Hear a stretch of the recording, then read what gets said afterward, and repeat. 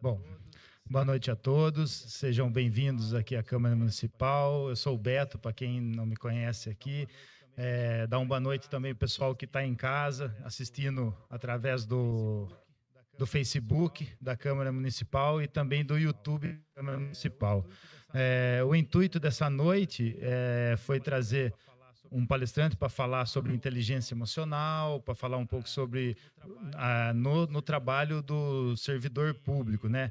E o André é uma grata surpresa que surgiu na minha vida, eu falo, porque a gente se conheceu aqui. Aqui não, eu falei que foi aqui, mas não foi aqui, André. Eu lembrei onde foi. Foi lá na igreja da Boa Esperança. A gente foi fazer uma discussão sobre política e religião e você deu uma palestra lá. E ali eu passei a admirar o André, a gente estreitou os laços e posso dizer que ele se tornou meu amigo. Eu considero um amigo do peito, assim. A gente se aproximou muito, as nossas namoradas, a esposa dele com a minha namorada são amigas desde a infância também, o que acabou colaborando, e a religião também ajudou a gente se aproximar. A gente gosta de conversar, de filosofia, então foi uma grata surpresa que Deus me deu aí. E quando eu falei para ele, ele topou na hora, ele ficou super empolgado, falou, eu vou preparar uma palestra especialmente para isso. Então, é um cara aplicado, estudioso. E, André, eu gostaria de agradecer em nome da Câmara Municipal o seu tempo, a sua dedicação, tudo que você... esse afinco que você coloca em tudo que você faz. Eu admiro muito você, o seu trabalho, a sua família, sou amigo de todos aqui também, do seu sogro, da sua sogra, a gente se conhece há muito tempo. Gostaria de agradecer a presença da Regina, esposa do pastor Luiz Fernando, também uma pessoa muito querida que nos deixou recentemente. A vereadora Beth, muito obrigado pela presença, como sempre, prestigiando os nossos eventos aqui da Escola do Legislativo. Ao diretor desta casa, o André Cavenaghi, muito obrigado, André, todo o pessoal que me dá apoio aqui, as meninas, a doutora Natália, a doutora Elianaia, a Karen, o Fran, o pessoal que está na técnica lá atrás, e ao Mino, presidente, claro, por acreditar no nosso trabalho. Eu vou falar um pouquinho do André rapidinho. O André, ele é formado em economia, mas ele tem vasta experiência corporativa. Ele passou por empresas como a ISMA é Mojimirim, né, André? A Compaq, HP, EBEM, e a NB, né, que é a Máquinas Agrícolas aqui, que é junto com a JF, né? É um grupo, né? Ele ocupou vários cargos de liderança, possui vivência internacional com equipes multiculturais e multidisciplinares em empresas nacionais e multinacionais, e também é membro da StartCom, comunidade exclusiva de heads de e-commerce e de hub, de conteúdos e negócios digitais. Depois, se você quiser explicar um pouquinho, André, porque às vezes não é uma linguagem que a gente está acostumado. Então, como eu disse, ele é formado em economia.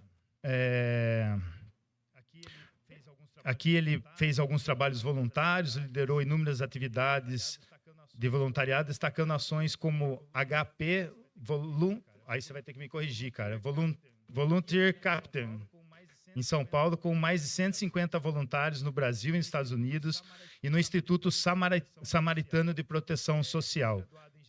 Pós-graduado em Gestão Financeira e Controladoria pela Fundação Getúlio Vargas, possui MBA Executivo Internacional. É o meu? Desculpa, Jeff. Sempre está desligado. Internacional Ohio University nos Estados Unidos, especialização em Gestão Pública pela PUC, extensão em E-Commerce e Marketing Digital pela IIBS de São Paulo e MBA em Inteligência Emocional pela FASUL. Então, assim, acho que mais do que credenciado para estar falando aqui para nós. Espero que todos aproveitem. Quem está em casa também, essa palestra é voltada para todos os servidores públicos. A gente convidou o pessoal do SAI, da prefeitura, mas acredito que o pessoal está assistindo de casa. Então, André, a palavra está contigo. Eu agradeço mais uma vez. Uma salva de palmas.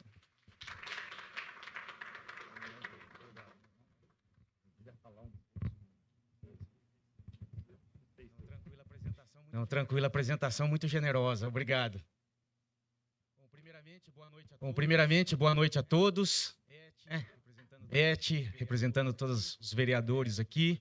o André, o diretor da casa, autoridades, convidados, servidores públicos, funcionários da casa. Muito obrigado pela oportunidade de estar aqui, né? E fico muito feliz de vocês investirem tempo em ouvir um pouco, né, desse assunto que é tão importante. Cumprimento também todas as pessoas que estão em casa. A inteligência emocional, ela entrou na minha vida a partir de demandas pessoais, né, familiares e profissionais. Aos 45 anos de idade, eu fui diagnosticado com TDAH, um diagnóstico tardio, e fui diagnosticado depois que o meu filho mais velho foi diagnosticado. A doutora Francelma nos ajudou muito nessa jornada, uma jornada demorada, dolorida, mas que valeu a pena. E eu passei a entender um pouco o porquê de alguns comportamentos passados, comportamentos presentes. Isso me fez entender como a inteligência emocional fez a diferença na minha vida. Ok, obrigado. E por isso hoje eu vou compartilhar com vocês um pouco sobre a essência do eu, a importância dessa autenticidade, como que esse eu se forma. E depois vamos falar um pouco sobre inteligência emocional. O que é inteligência emocional? Quais são os princípios da inteligência emocional? E algumas dicas práticas de como a gente faz para desenvolver inteligência emocional. E por que esse tema? Ora, a emoção, ela faz parte da nossa vida. A emoção é uma ebulição diária que a gente tem e que faz a gente querer mais ou menos aquilo que é objeto do nosso desejo. A gente busca mais quando está empolgado, busca menos quando está desanimado. E nenhum sábio vai passar a vida toda sem ser impactado pela emoção. E nenhum louco vai passar a vida toda sem usar um pouco da razão. Por isso, talvez o primeiro motivo para a gente falar sobre inteligência emocional seja a leveza, uma leveza na vida, né? O maior problema do ser humano são os relacionamentos, depois da falta de dinheiro, obviamente, né? São os relacionamentos. E no relacionamento, o problema está sempre no outro. O problema nunca está em mim. E nesse sentido, a inteligência emocional, ela nos melhora nos relacionamentos. Isso é muito importante. Tudo é relacionamento. Estudo, namoro, trabalho, amizades, política, tudo é relacionamento. Por isso, esse tema é importante. Augusto Cury vai dizer que um pai tranquilo, ele pode ser tolerante com o erro de um filho. Mas esse mesmo pai, ansioso, sem inteligência emocional, ele pode ser extremamente implacável. Temos visto exemplos e mais exemplos de exageros acontecendo. O segundo motivo, saúde mental. A inteligência emocional, ela nos faz sentir menos o impacto na nossa vida do estresse, na nossa saúde física e na nossa saúde mental. Olha bem para a pessoa que está do seu lado aí, porque nós vamos fazer um pequeno exercício agora. Tá? Um estudo da Universidade de Queensland, na Austrália, e de Harvard, dos Estados Unidos, diz que uma a cada duas pessoas, preste atenção, uma a cada duas pessoas desenvolverá algum transtorno psíquico durante a vida. Você sabe porque você olhou um para o outro, né? Então, um de vocês dois são sérios candidatos a desenvolver, se já não tem, ansiedade, depressão, síndrome do pânico, né? Transtorno afetivo bipolar, demência e outras psicoses mais. Isso é estudo. O Brasil, ou seja, 50% das pessoas desenvolverão algum transtorno. E o Brasil é o país mais ansioso do mundo, segundo o estudo e reportagem da CNN no ano de 2023. E segundo o The Mental States of the World, do Sapien Labs, em 2022, um estudo que foi feito, o Brasil é o terceiro pior país do mundo em saúde mental. Pois bem, e o terceiro, ambiente de trabalho.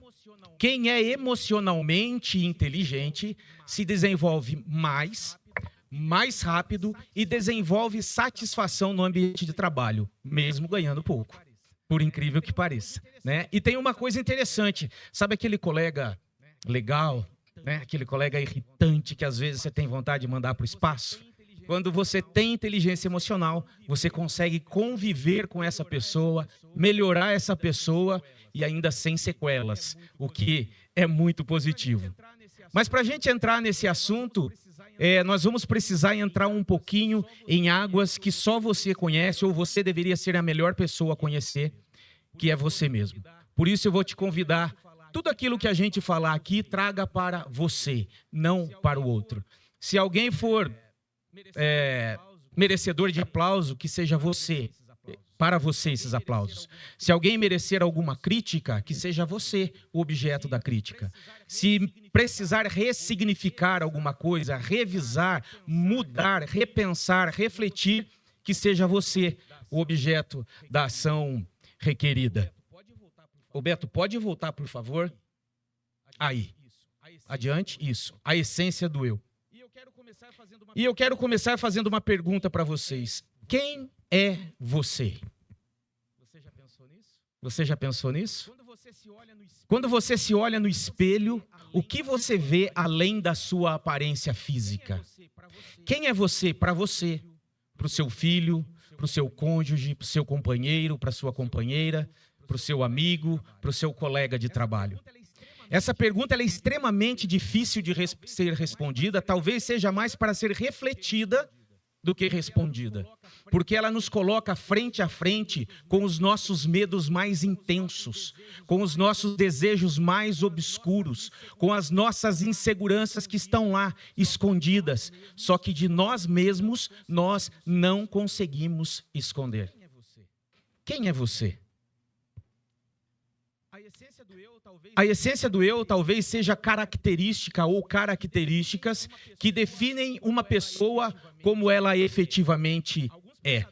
Alguns pensadores já falaram sobre isso, mas é importante termos em mente que os pensadores são filhos do seu tempo.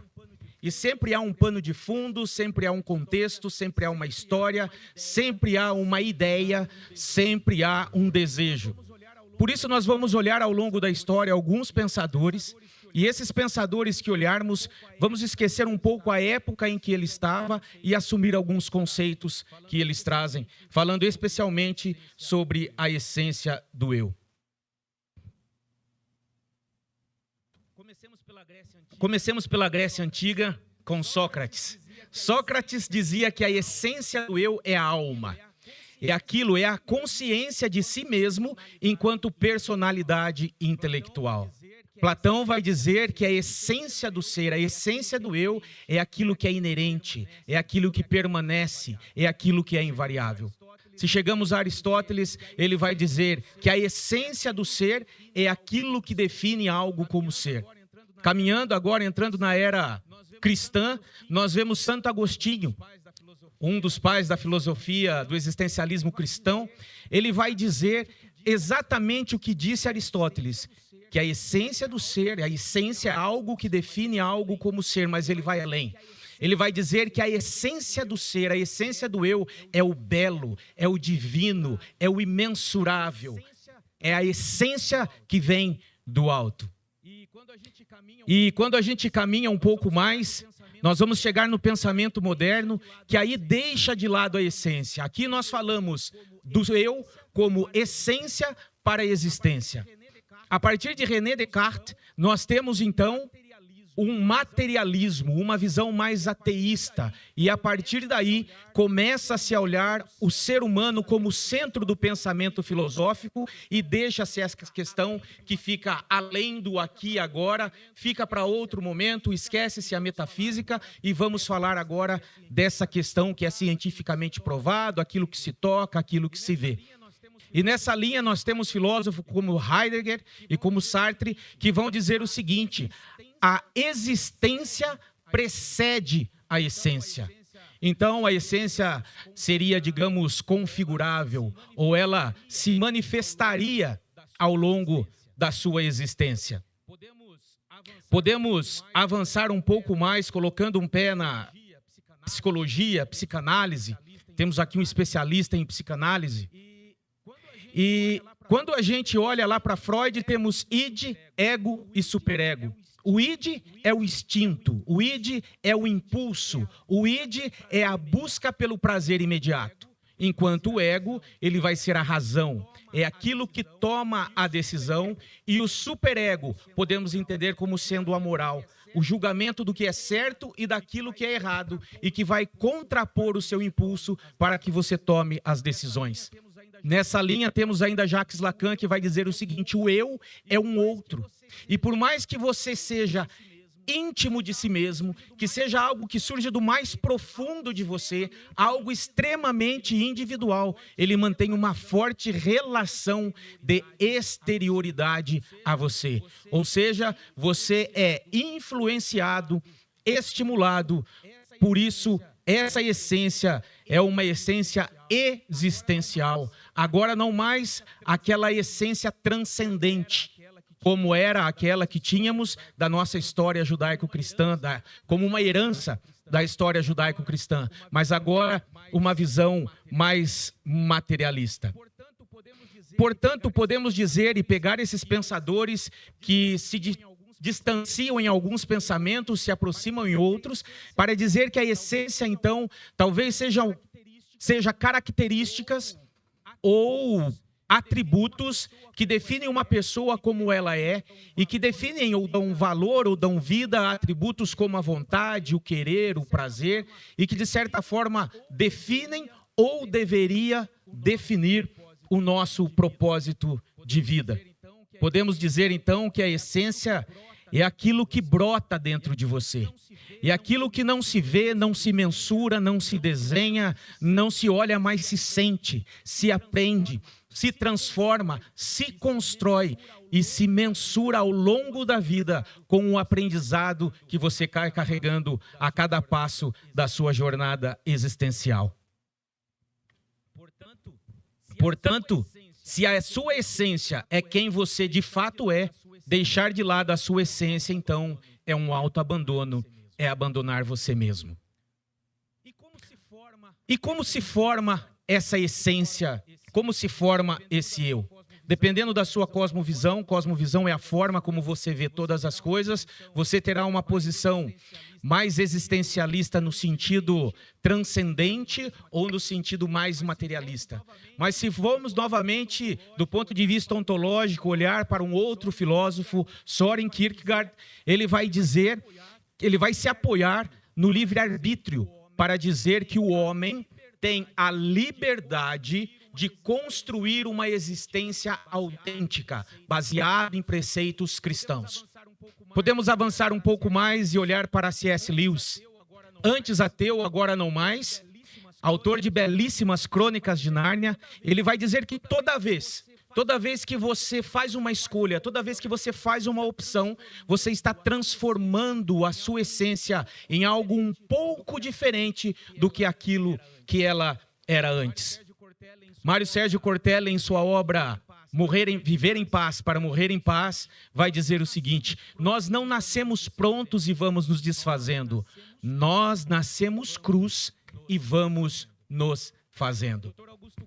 Dr. Augusto Cury vai dizer que tudo aquilo que pensamos, experimentamos, vivemos e sentimos são transformados em tijolinhos que vão construindo essa plataforma chamada eu. E ele vai além. E essa informação é sensacional. Ele diz que a nossa memória existencial, utilizada em toda essa construção, começa lá na idade fetal. Ou seja, no primeiro trimestre de vida, o que a mãe sente, a criança sente. O que a mãe experimenta, a criança experimenta. E a partir daquele momento, já começa a ser construída uma memória existencial. Podemos dizer, então, que eu sou a soma de mim mesmo e mais todos os estímulos que eu recebo que estão à minha volta. Eu sou a soma de mim mesmo e todas as experiências, tudo aquilo que aprendi. E se isso é verdade, então eu sou o fruto de todas essas experiências, mais as minhas escolhas. Nos momentos em que fiz essas escolhas, com as informações que tinha, dentro do contexto que eu vivia, e isso é diferente para cada um de nós. Fato é, se as escolhas foram boas ou ruins, não vem ao caso. O que vem é que essas escolhas tornaram eu e você o que nós somos hoje. Talvez por isso nós sejamos tão iguais e tão diferentes. Nós pensamos, comemos, vestimos, mas pensamos coisas diferentes, embora comemos comidas diferentes, gostamos de coisas diferentes. Algumas das coisas em nós não mudarão, outras mudarão pouco, outras passarão por profundas transformações. E o grande problema está que por vivermos numa sociedade superficial, que esconde o erro, esconde o fracasso, uma sociedade que gosta de mostrar virtudes, ostentação de virtudes, nós queremos esconder o nosso aprendizado, escondemos os nossos erros, escondemos os nossos fracassos e aí crescemos superficialmente, olhando apenas para um lado das experiências que temos. Ao longo de mais de 30 anos de mundo corporativo, eu aprendi, cresci, mudei, desaprendi. Mas fato é que eu me considero a mesma pessoa de 10, 15, 20 anos atrás. Só que basta olhar para o meu comportamento diante de estímulos que continuam sendo os mesmos para ver que eu mudei. Muitos vão chamar isso de maturidade, mas mudamos, aprendemos. Pois bem, se temos uma essência única e é tão complexa essa formação do eu, é importante termos em mente que quem você é define a diferença que você faz. Se a essência do eu é algo intrínseco a nós, dentro de nós mesmos, estando eu definido como ser, então é isso que define as minhas escolhas. E ao final do dia, é o que define o que faço, como faço e por que faço. A essência, ela gera uma unicidade. E aí você diz, todos são diferentes. E Shakespeare vai dizer, não é que você seja diferente, é que ninguém consegue ser igual a você. Tamanha a especificidade do seu eu. Muitos fazem o que fazem de forma tão automática que nem se dão conta daquilo que fazem. Nem se dão conta da importância que aquilo que fazem tem para si e para os outros, para a sua família, para a comunidade em que vive.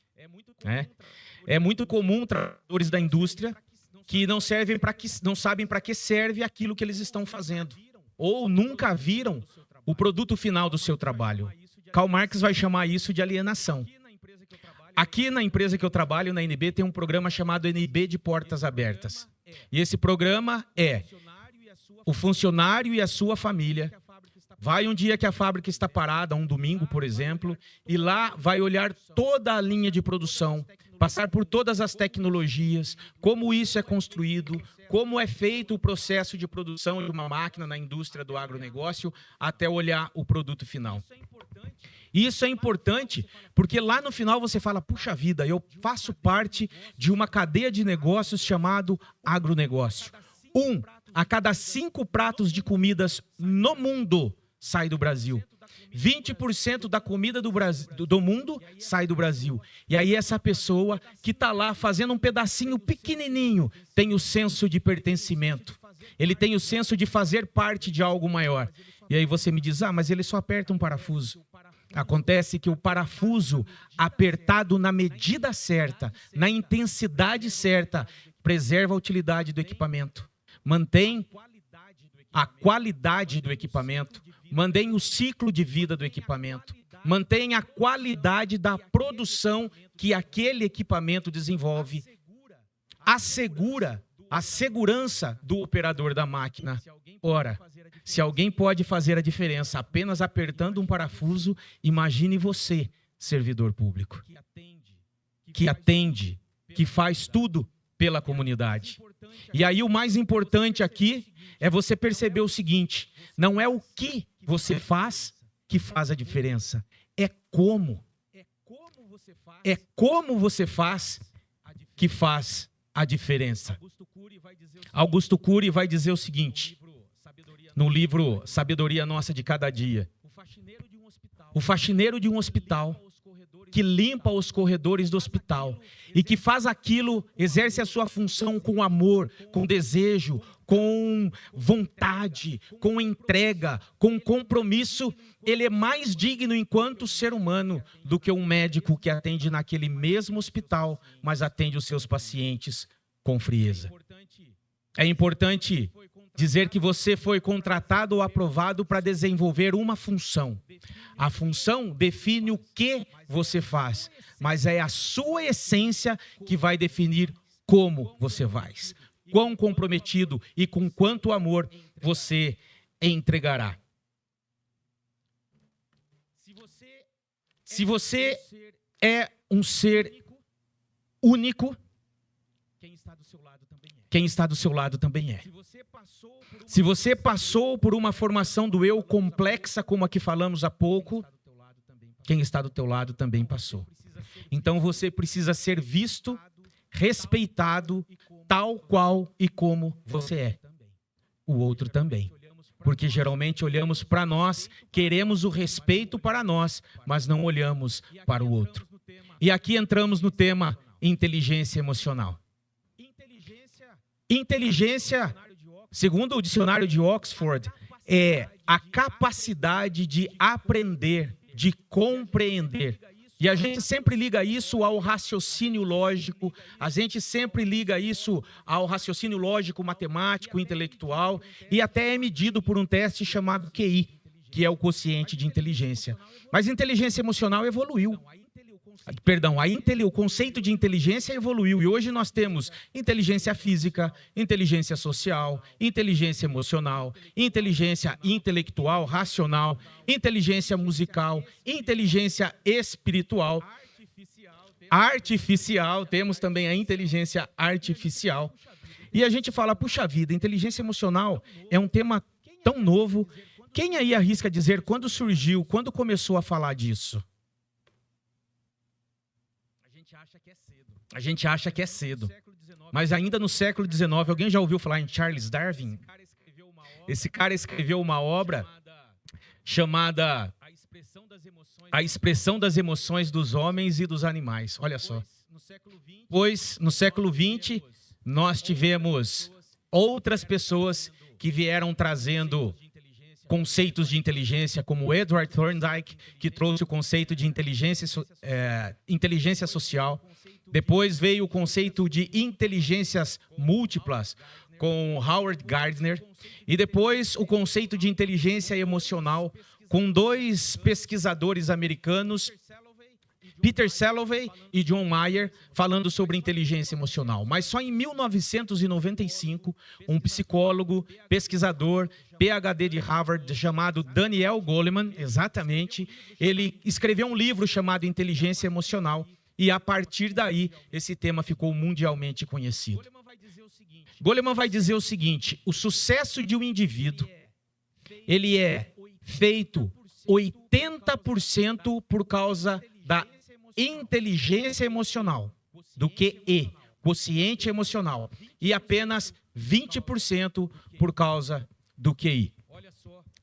Olha só que interessante. O quociente emocional, então, ele é medir, ou seja, é a sua capacidade de entender e reagir às emoções. O quociente de inteligência é você saber raciocinar, tem mais a ver com a questão lógica. Não por acaso faz muito sentido o que ele diz, porque muitas pessoas são contratadas, aprovadas pela sua inteligência lógica. Mas elas são demitidas, elas são exoneradas, elas são dispensadas por causa de comportamentos. E os comportamentos, a questão ética, tem a ver com o quê? Com inteligência emocional. Então, Daniel Goleman vai trazer a seguinte definição de inteligência emocional. É a capacidade que o indivíduo tem de reconhecer e identificar e lidar com as emoções e sentimentos, tanto seus quanto dos outros. Paulo Vieira, um dos pais da inteligência emocional no Brasil, coach, PhD, ele tem uma definição interessante que é a seguinte: é a habilidade em usar as emoções certas, na ocasião certa, na intensidade certa, e assim conectar-se consigo mesmo e tirar o melhor de si. E também conectar-se com os outros e tirar o melhor das pessoas. E aí você diz, puxa vida, você falou em emoção e sentimento, mas isso não é a mesma coisa? Não. Emoção é reação. Sentimento é construção. Essa explicação não é minha, é do Núcleo de Estudos de Inteligência Emocional da Universidade Federal da Paraíba, onde eles dizem o seguinte: a emoção é o bateu, levou.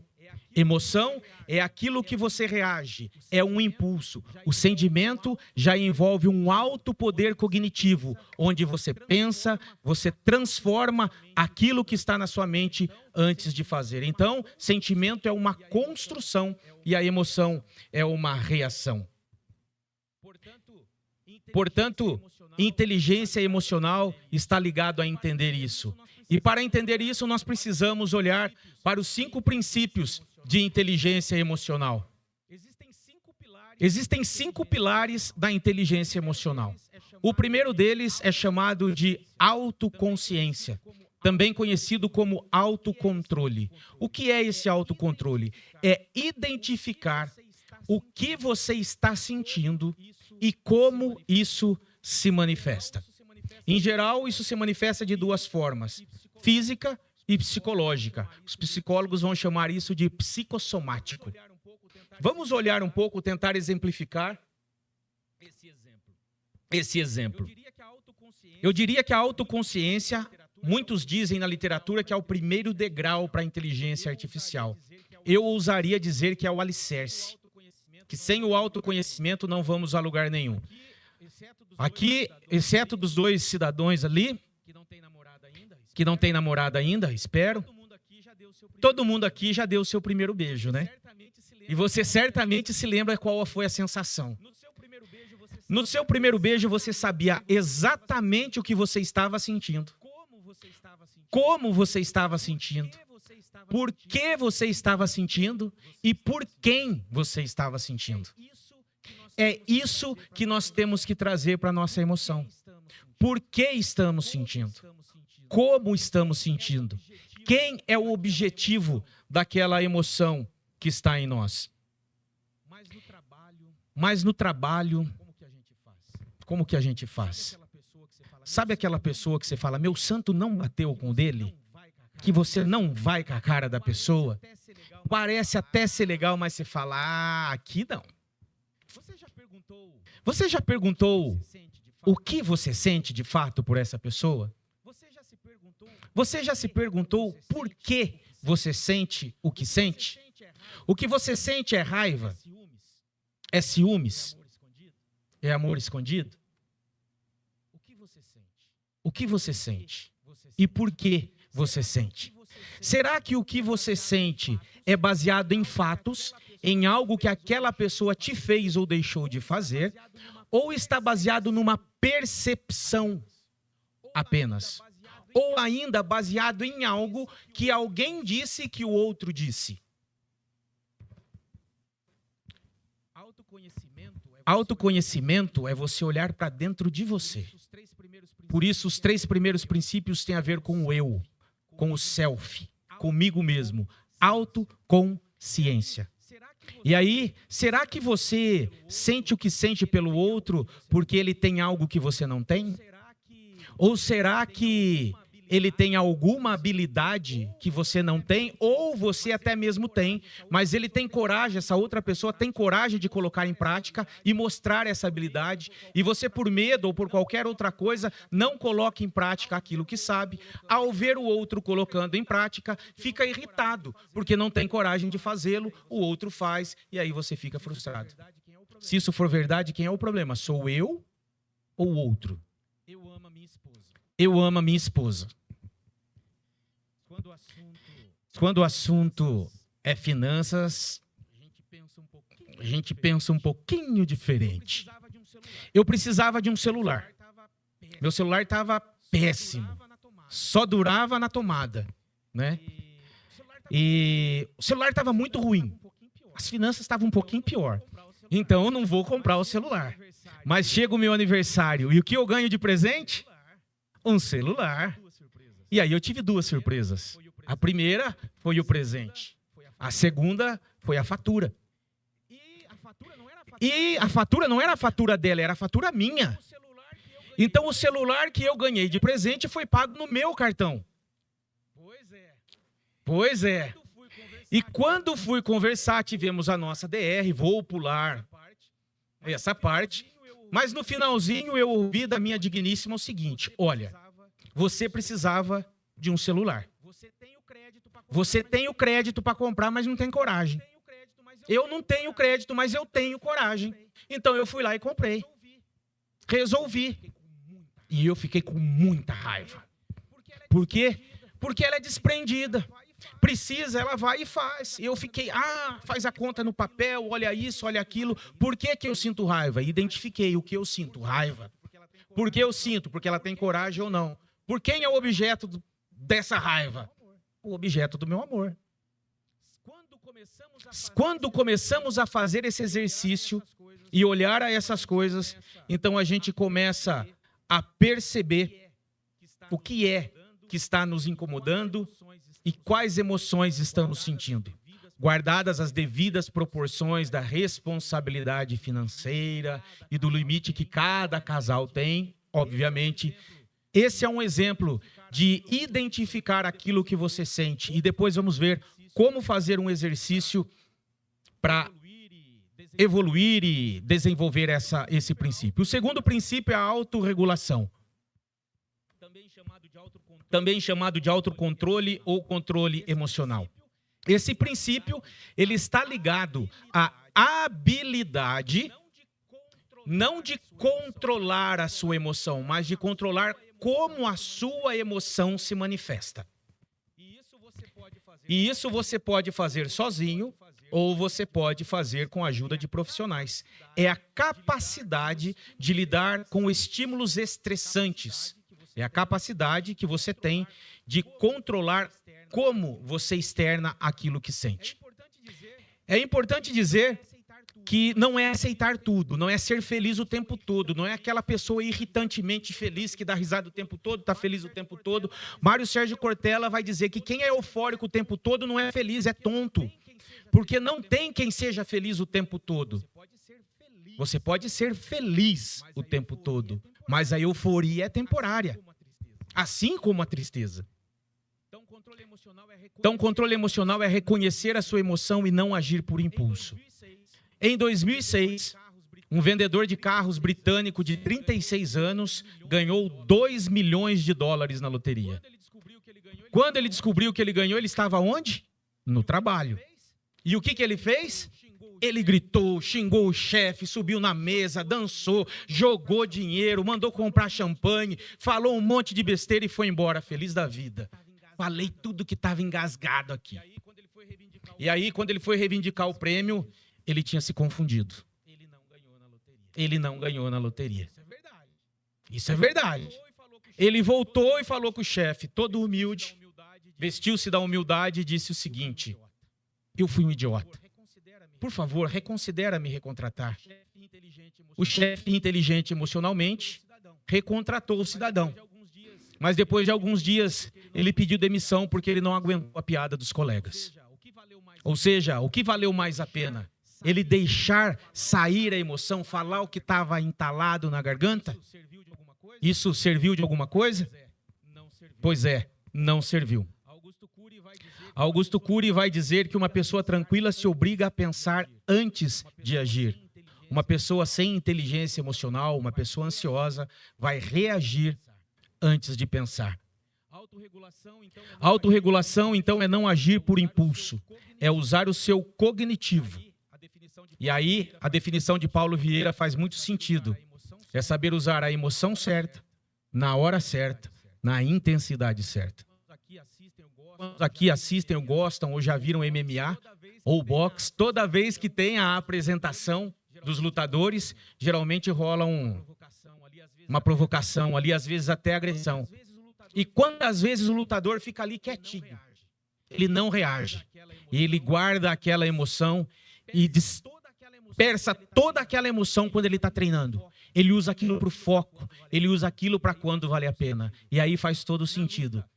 Na luta, ele usa a emoção certa, na hora certa, na ocasião certa, na intensidade certa, conecta consigo mesmo e tira o melhor de si. Autocontrole. Nós somos seres únicos, por isso é importante que saibamos o que falar e como falar, que tem muito a ver com o autocontrole. O terceiro e último princípio da parte do eu, do self, é a automotivação. E o que seria a automotivação? A automotivação é você encontrar um sentido naquilo que você faz. A palavra propósito cabe. Se você encontrar um motivo, um benefício para aquilo que você faz, além do benefício financeiro, você encontrou um belo motivo para motivar-se. Motivação é a ação que determina o motivo pelo qual você faz alguma coisa. O técnico Remê Simões, ele diz nas suas palestras que a palestra dele não é motivacional, é incomodacional. Porque o cara que inventou a roda não estava motivado, ele estava incomodado. E a inteligência emocional responde isso. Automotivação. Ele usou o incômodo para motivar-se a sair do lugar comum em que ele estava. E assim, ele inventou a roda. Professor Clóvis de Barros Filho, por quem tenho profunda admiração, perdeu a visão do seu olho direito em 2015, totalmente. Em 2022, ele tinha apenas 14% de toda a sua capacidade visual. E começou a piorar, e esse foi um testemunho que ele deu no Flow. Ele foi até a sua oftalmologista, e ali conversando, ela fez o exame, e ele disse: doutor, o que é isso? Ela disse: é um tumor. Você tem um tumor na retina. É grave, não posso minimizar isso. E ele na hora pensou o seguinte: isso é um câncer.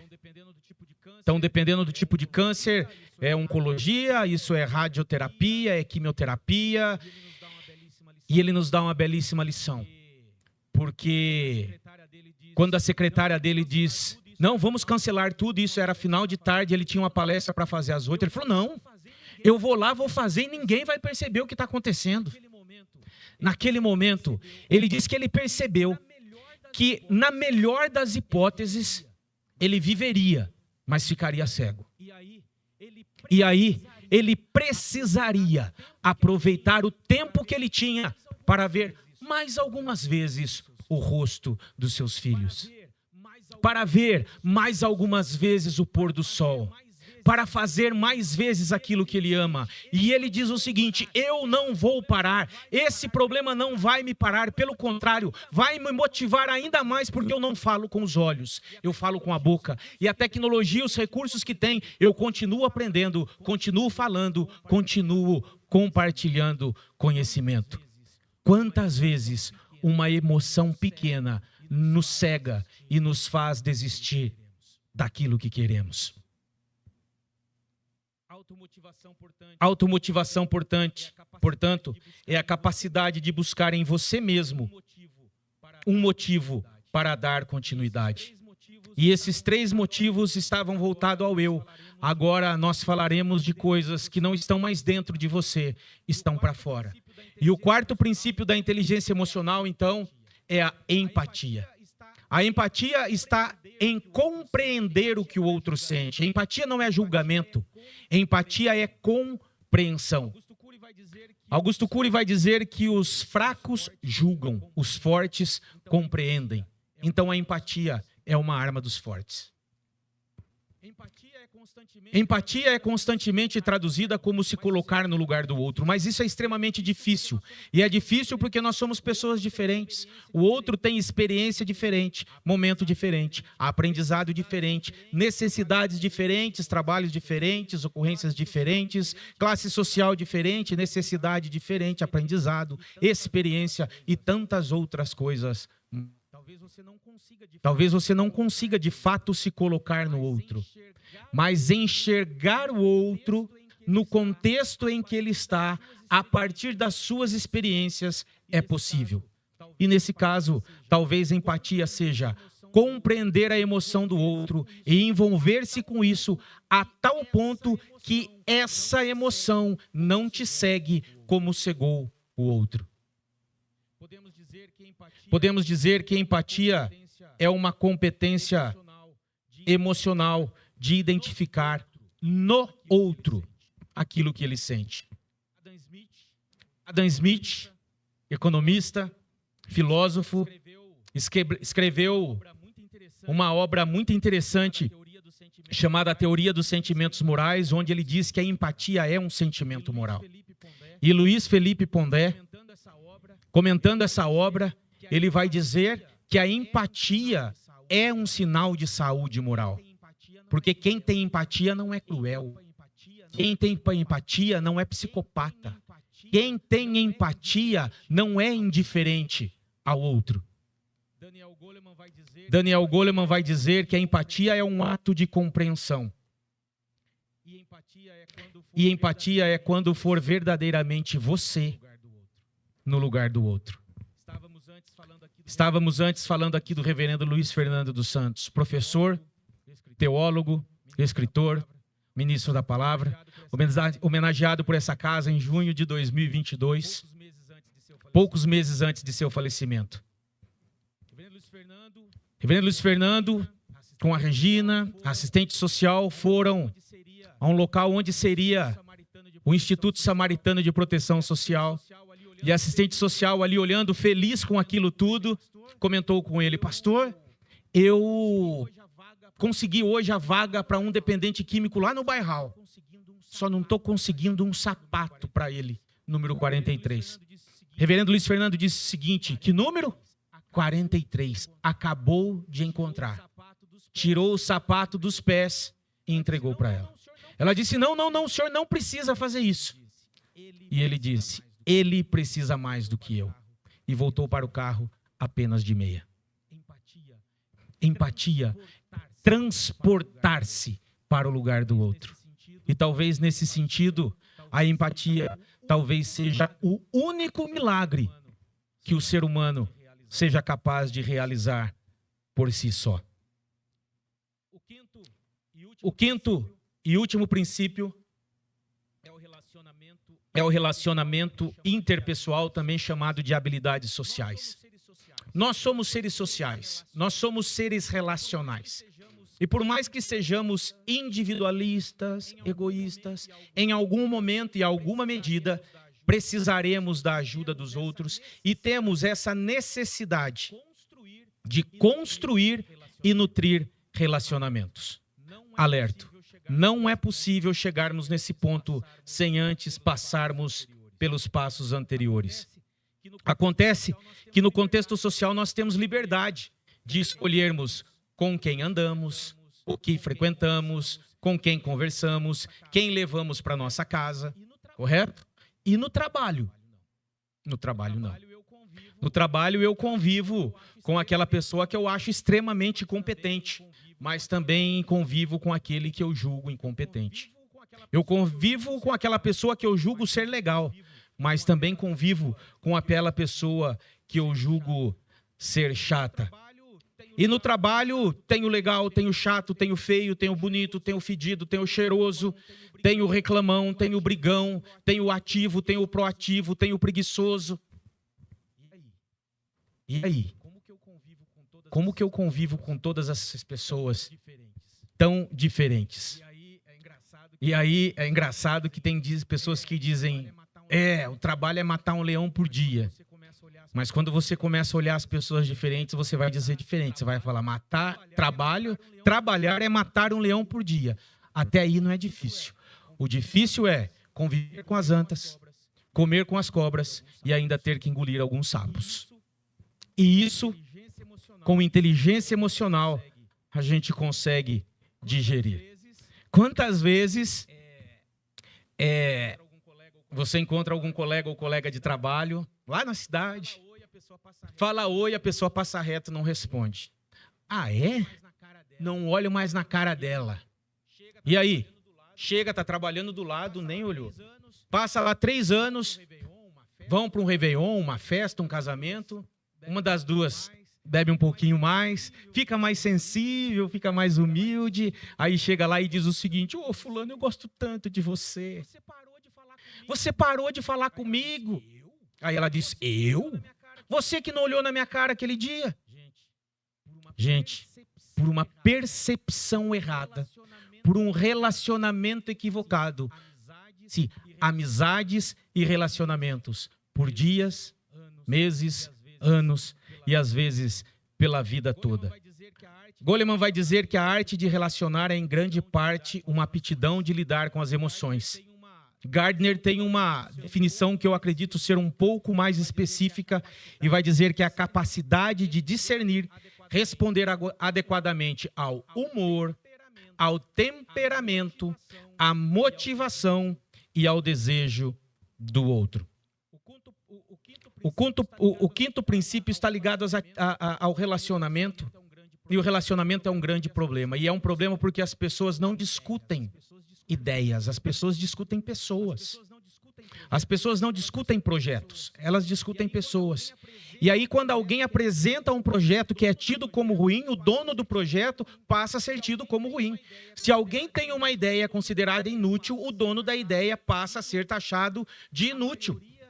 A maioria dos confrontos que existem, especialmente quando envolve questão política, é porque se ataca não o projeto ou a ideia, mas porque se ataca a pessoa. Cortella vai dizer que conflito é uma disputa de ideias. Confronto é o interesse em destruir o outro. E aí fica naquele ataque pessoal. Não se discute ideias. Então, nós temos muitos problemas nesse sentido. Se as contradições em todos os ambientes de trabalho ficassem no campo das ideias, porque aí eu aprovo um projeto A, o dono do projeto. Eu aprovo o projeto B, o dono do projeto A fica com raiva. Mas eu também aprovo o projeto B porque eu sou amigo e não porque o projeto é bom. Então nós precisamos começar a discutir ideias e não pessoas. Nós precisamos começar a criticar projetos e não pessoas. Isso nos faz crescer e termos relacionamentos mais saudáveis.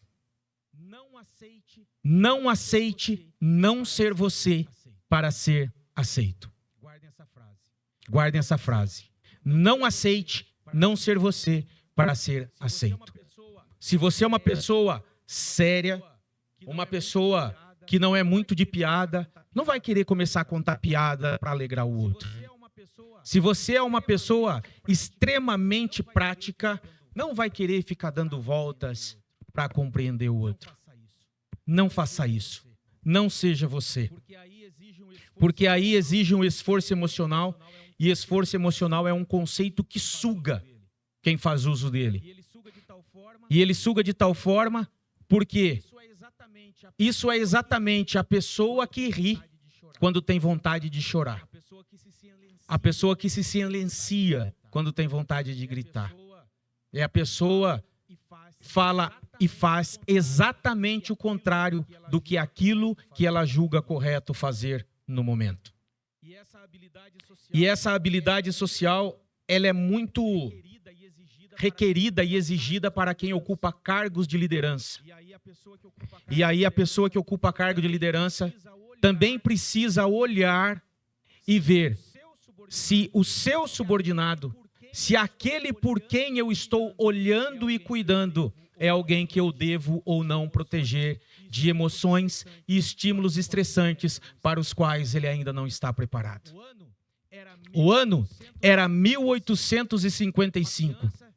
Uma criança de 8 anos de idade estava frequentando a escola por alguns meses. E os professores reclamavam muito e falavam: esse menino tem o cérebro oco, ele não consegue aprender. O nome dessa criança era Thomas Edison.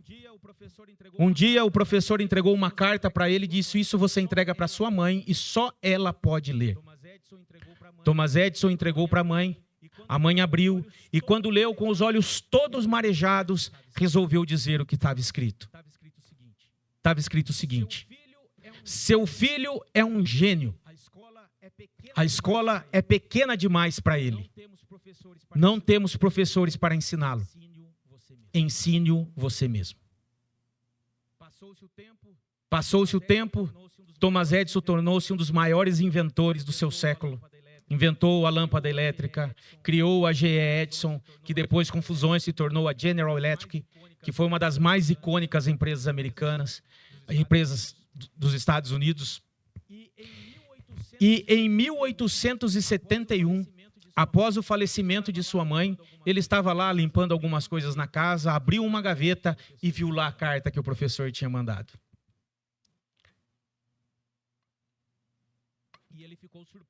E ele ficou surpreso quando o que ele leu não era o que sua mãe havia dito. Na carta estava escrito o seguinte: lamento informar, mas o seu filho está expulso da escola. Ele é confuso e tem problemas mentais. A partir de hoje, ensine-o você mesmo. A docilidade, a inteligência com que essa mãe, com que essa líder blindou o seu filho, fez brotar dentro dele um gênio. Fez florescer dentro dele a diferença no mundo. Então você, especialmente líder, proteja aqueles que estão sob a sua supervisão. Inteligência emocional na prática. Agora que falamos sobre todos os princípios, como que eu desenvolvo isso? É possível? É algo treinável? Embora alguns indivíduos tenham mais ou menos facilidade para desenvolver determinadas atividades, sim, ela é treinada. Olhando especificamente para os servidores públicos, são trabalhadores que trabalham com e sob pressão o tempo todo. E é uma categoria que, infelizmente, é olhada pela sociedade de uma forma muito pejorativa. Existe muita crítica, tudo é ruim, nada é bom. E como se não bastasse a pressão da sociedade, nós temos ainda aqueles colegas que não saíram da quinta série. Nós temos aquele colega que critica só porque quer criticar. Temos aquele colega que faz fofoca só para atrapalhar o outro. Tem aquele colega que vira cara porque a sua vontade não foi feita. Tem aquele outro que cria problemas. O outro que sai e vai fumar toda hora lá fora e depois joga a culpa no outro. E aí? Tem ainda aqueles que trabalham com o público externo. E aí o atendimento é até às 17, né? O cara chega às 17h15, você fala que não pode atender porque o sistema já parou, e ele fala, mas eu que pago o teu salário. E aí você tem vontade de fazer alguma coisa ou dizer alguma coisa que não pode. Mas como ter saúde mental? Como se aproveitar e dar o seu melhor no trabalho, mesmo diante de todas essas diferenças? São estímulos estressantes durante o tempo todo, em todo o tempo. E a primeira grande dica eu vou dar através de uma fábula. E essa serve para tudo, especialmente para o trabalho. Havia um burro e um tigre discutindo. E o burro dizia, a grama é azul. E o tigre dizia, a grama é verde. E saiu de um conflito para um confronto. E ficou tão feio que resolveram falar com o leão. E quando foram chegando no leão, o burro começou a gritar, majestade, majestade, o tigre disse que a grama é azul. Eu estou dizendo que a grama é azul, a grama não é azul? O leão disse, se você está dizendo que ela é, pois o tigre discorda de mim. Por favor, castigue-o. O que o leão fez? O tigre será castigado. O tigre ficará em silêncio por 1 ano. O burro saiu pulando, feliz da vida, cantando, cantarolando e foi embora. Não quis nem saber de nada. O tigre disse, majestade, Nós sabemos que eu estou certo. A grama é verde. Ele disse, isso não tem nada a ver com a cor da grama. Você foi punido porque é lamentável ver uma criatura com tamanha bravura e inteligência desperdiçar o seu tempo discutindo com um burro. Muitas vezes nós fazemos isso. Quando a ignorância grita, a sabedoria se silencia. Algumas discussões, às vezes, não merecem ser levadas adiante. Augusto Cury vai dizer que o homem é senhor do seu silêncio, mas também é escravo de suas palavras. Cuidado com o que você fala no momento de estresse, no momento de estímulos estressantes. Quando eu estava no segundo grau, ensino médio, eu era uma pessoa que falava muito, andava muito, era muito agitado. Eu sei porque meu filho é assim hoje também. E depois eu descobri a causa do TDAH, que é o transtorno de déficit de atenção, hiperatividade, etc. e tal. Mas naquele ano eu ouvi a seguinte frase de uma professora: você não será nada na vida. Você só fala e anda. Quando você for mudo e aleijado, você só será um peso para as pessoas. Naquele dia, eu fui para o hospital com a minha primeira crise de ansiedade e pânico. Isso se repetiu na juventude e quando adulto, eu precisei ir de 3 a 4 vezes por semana para o hospital com crises de pânico e ansiedade durante muito tempo. Tanto é verdade que a minha esposa abriu mão da sua carreira, deixou o seu serviço para ficar em casa e cuidar de mim enquanto eu trabalhava de casa. Cuidado. Aquilo que falamos sobre estímulos estressantes no momento de discussão pode ferir ou abrir feridas que demorarão muito ou jamais serão fechadas.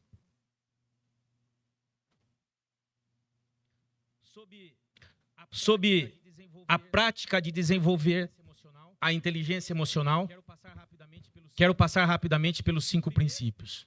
O primeiro é a autoconsciência, que é exatamente a dica de nome e sobrenome à sua emoção. Nós já falamos aqui. O que eu sinto, por que eu sinto, quem é o objetivo dessa emoção. O psicólogo e palestrante Rossandro Klinge diz que o que não tem diagnóstico não tem cura. Se não tem diagnóstico, não tem doença. Se não tem doença, não tem tratamento. Se não tem tratamento, não tem cura. A autoconsciência ou a falta de autoconsciência é uma falta de diagnóstico. E a ideia básica aqui é exatamente colocar no papel o que você sente.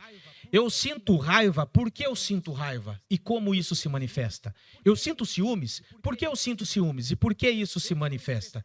Eu estou estressado porque eu disse sim quando eu deveria dizer não.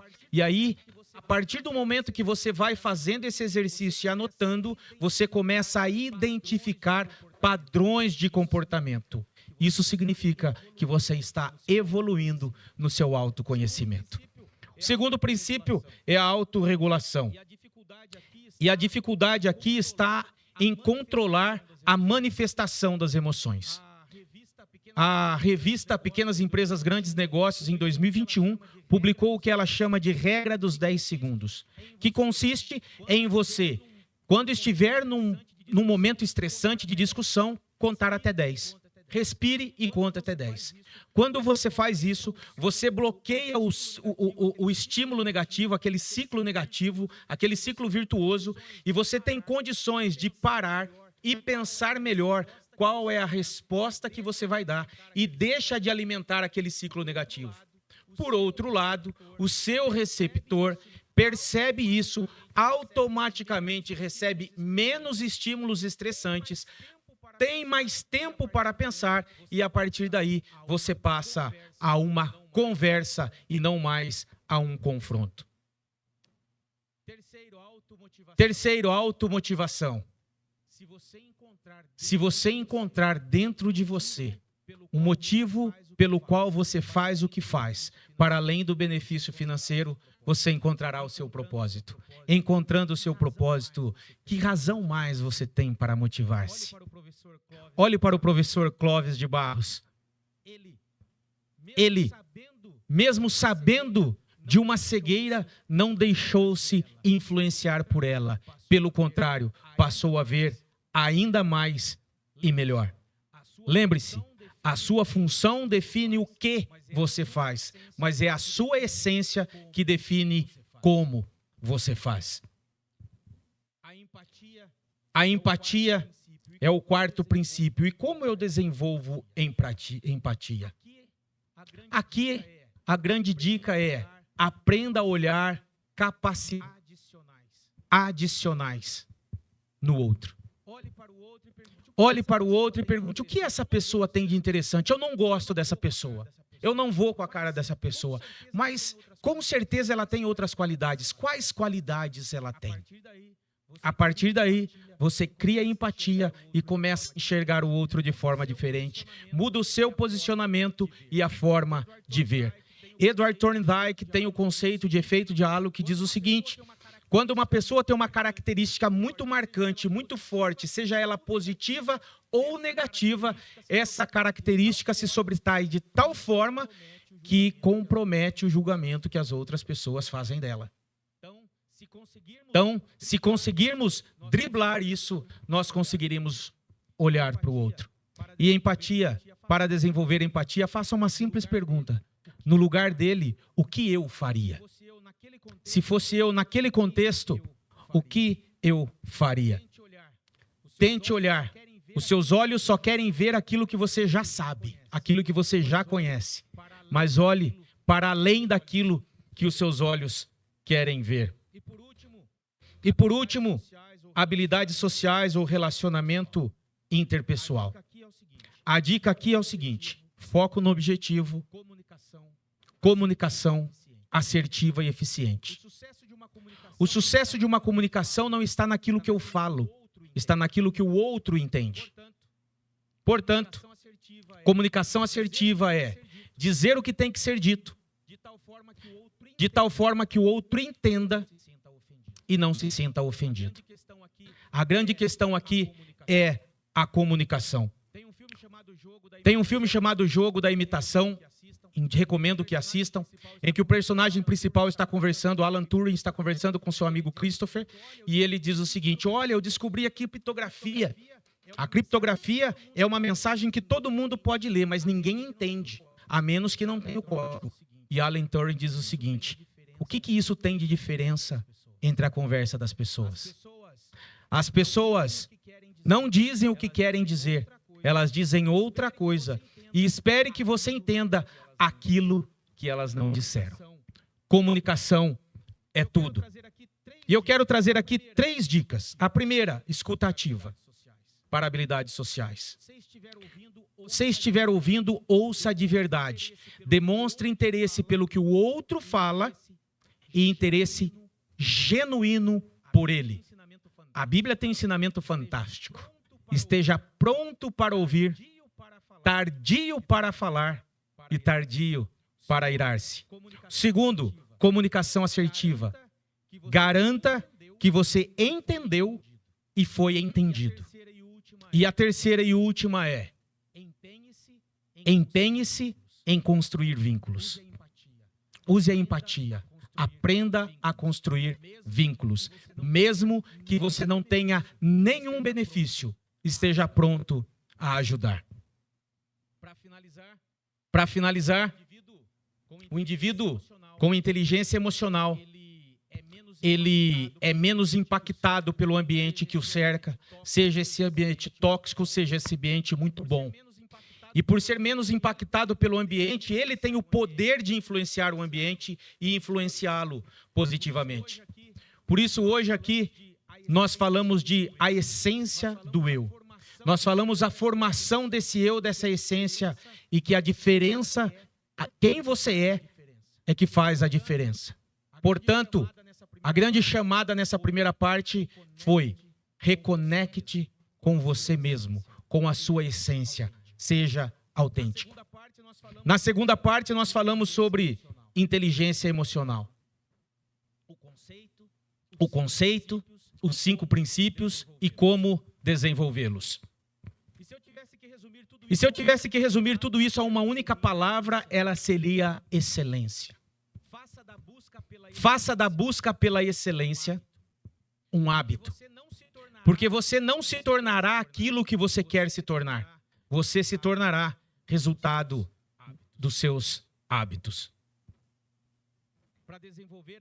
Para desenvolver a inteligência emocional, busque a excelência.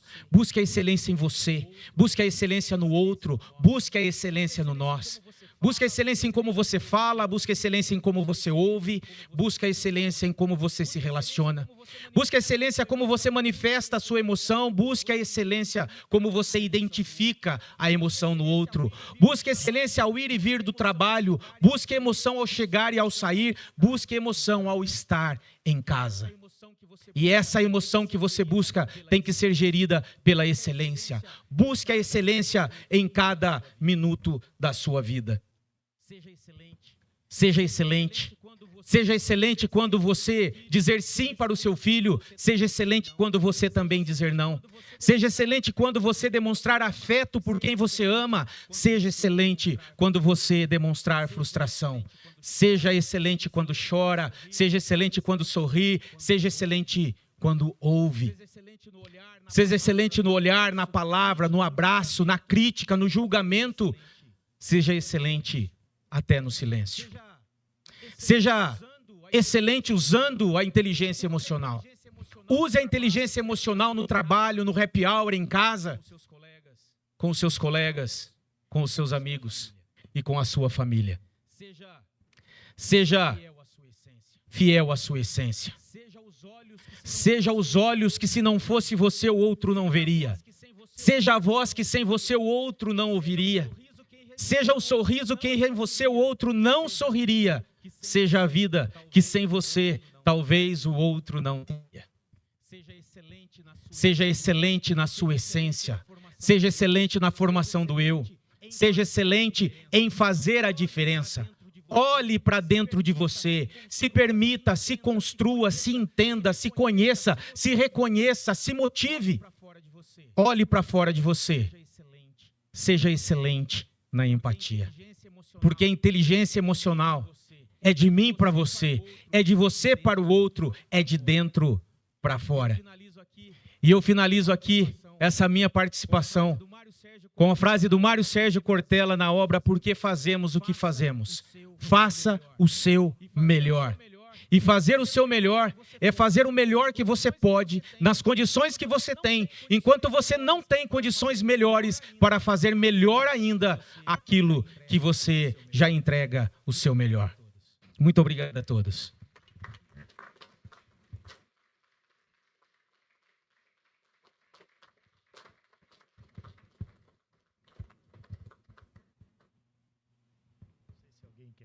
Não sei se alguém quer fazer alguma colocação, fiquem à vontade, alguma pergunta para o André, aproveita ele aqui. Fica à vontade, Eugênio.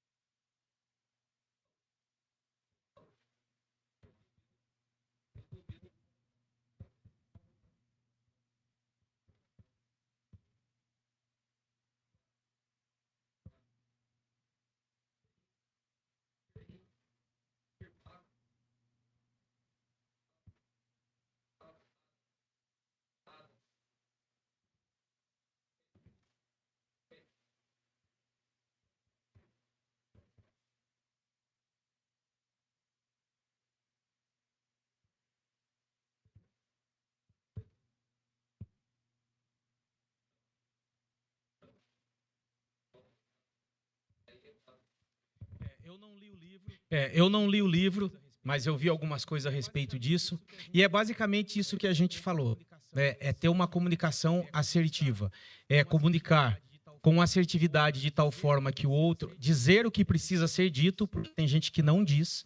Então, ser direto não é um problema. Ser prático é um problema. Isso é uma questão cultural. O brasileiro ele tem muito essa de dar voltas, né? Eu trabalhei com pessoas de outros países e chega para um alemão e diz o seguinte: hoje é meu aniversário. Gostaria muito que você fosse. Ele diz para você: não, obrigado. Aí quando você diz para um brasileiro, ele fala: rapaz, o meu filho machucou o dedinho do pé, o meu cachorro passou mal, a minha esposa tá brava, a minha sogra quer que eu vá jantar lá, puxa vida, não vou conseguir ir. Ou então você fala: aconteceu um imprevisto. Então a questão do ser direto, não ser direto, não está ligada à questão da comunicação não violenta. A comunicação não violenta é fazer com que o outro não se ofenda com aquilo que você fale. Essa é a grande questão. Eu digo que precisa... Exato. Eu digo que precisa ser dito, o outro entende o que eu queria dizer e ele fica não confortável, mas ele não se sente ofendido. Às vezes uma crítica, ela não é positiva. A gente se sente mal ao ser criticado, né? Mas você não se sente ofendido.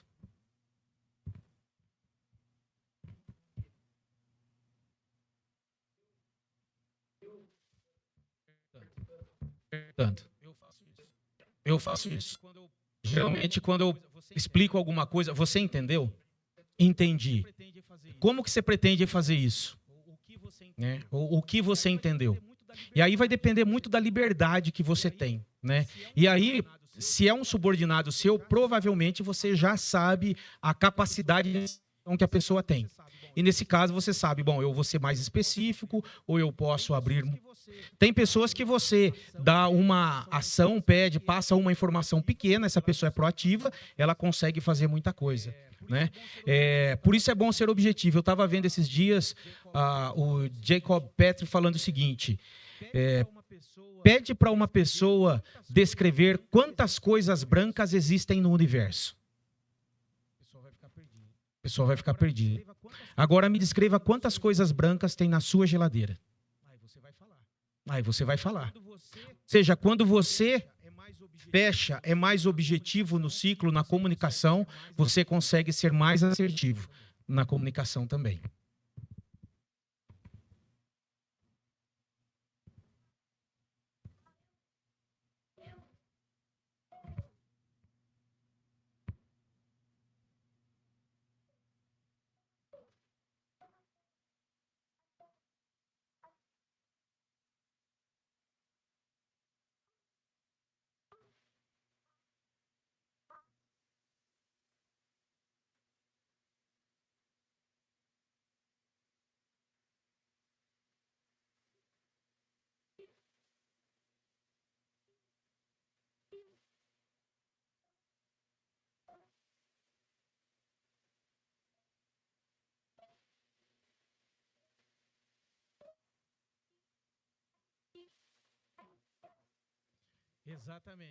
Exatamente. Tem que seguir em frente.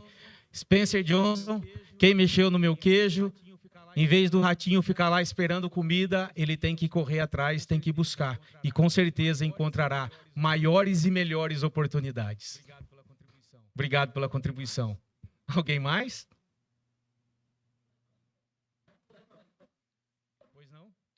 Pois não?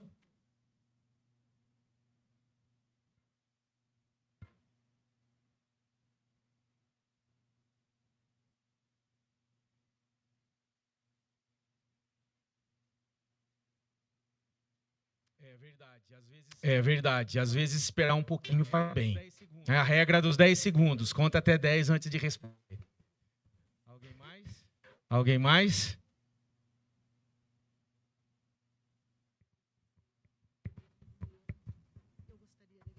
Eu gostaria de agradecer muito ao diretor da casa, que é o André Cavenaghi, por ter ouvido, né, o nosso pedido de trazer esse palestrante que, poxa vida, que coisa maravilhosa, magnífico. Só não falo top, porque top parece que está meio ultrapassado, né? Então, aprendi esses dias também. Então, foi magnífico, foi espetacular essa palestra de hoje. E eu gostaria muito que isso venha acontecer mais vezes, tá, diretor? E possamos expandir aí os convites, né, para que encha a casa, porque foi espetacular. Obrigada, André.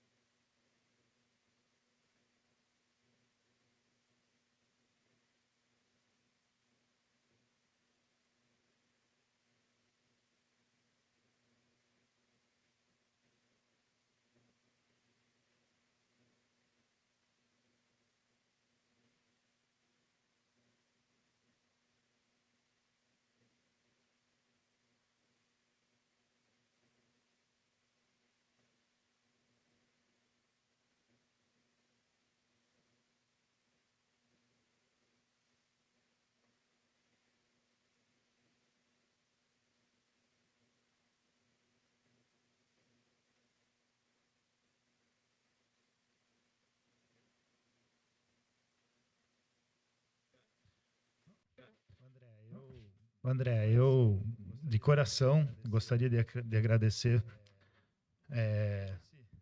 todo esse seu trabalho, toda a sua dedicação de trazer um pouquinho do conhecimento que você possui e transmitir isso para que a gente possa, de uma forma, melhorar como pessoas, como colegas, como profissionais, melhorar como trabalho em equipe, saber ouvir, saber falar. Eu acho que tudo isso foi muito importante. Agradecer a todos que vieram aqui, que estão aqui hoje, véspera de feriado. Eu sei que muitos queriam estar em casa, queriam estar curtindo, mas eu acho que isso aqui foi super importante.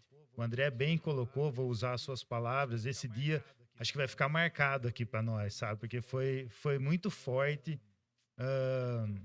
tudo que a gente ouviu, cara, sabe? Desde a primeira com o Daniel, que falou sobre o papel do homem, foi resgatando lá de trás o que é ser o papel do homem, e agora você com essa questão da inteligência emocional, como a gente saber lidar e ter empatia, saber que as pessoas também são humanas e eu escutei uma vez uma coisa do pastor, acho que Subirá, Luciano, né? Subirá, que ele falou que você se acha um escolhido por Deus, mas sabe aquela pessoa que você não se dá bem, que você não gosta, mas ele também é um escolhido por Deus. E isso acabou mudando o meu jeito de olhar para as pessoas. Então, acho que é mais ou menos isso que você conseguiu transmitir aqui para a gente, entendeu? Tenha empatia, tenha o coração aberto para as demais pessoas, mesmo que você não compactue com as ideias e com o jeito de ser. Então, isso tudo está sendo muito importante para nós aqui. Espero que os funcionários tenham aproveitado, o pessoal que está em casa assistindo, mais funcionários públicos que tenham acompanhado, tenham tirado proveito dessa noite, tá bom? Agradeço muito mais uma vez você, um abraço para toda a sua família aqui presente, que eu considero muito, aos amigos aqui da igreja presbiteriana também. A Beth, mais uma vez, Beth, muito obrigado por prestigiar a gente aqui, né, Beth? Você sabe que nós estamos juntos, né? É isso aí. Então, eu declaro encerrado aqui. Uma boa noite a todos e um bom retorno aí para casa. Deus abençoe.